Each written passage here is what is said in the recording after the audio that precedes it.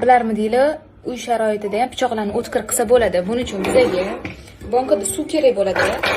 Pichoqlarimizni olamizda, mana shu bankaga solib olamiz birinchi.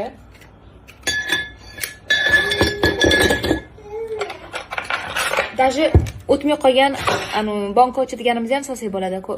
Ahvolini ko'ryapsizlar hozir. Mana solamiz, buni ham solib olamiz. Biz bunga bir qoshiq tuz solamiz.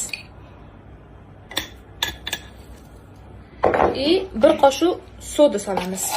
Oddiy soda.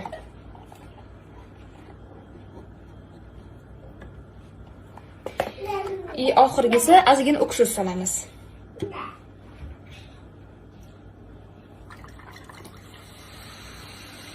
Reaksiyasini ko'rasizlarmi qizlar?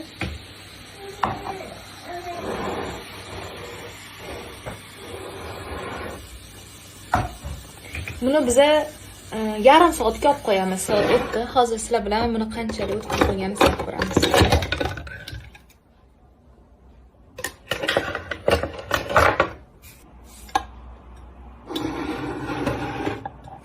Boymamni ko'rdinglar, qaranglar qanaqa oqargan, yaltirashini qaranglar. Pichoqlarimning yaltirashini qaranglar. Sizlar ham sinab ko'rsanglar bo'ladi, qanaqa o'tkir bo'lgan bilasizlar.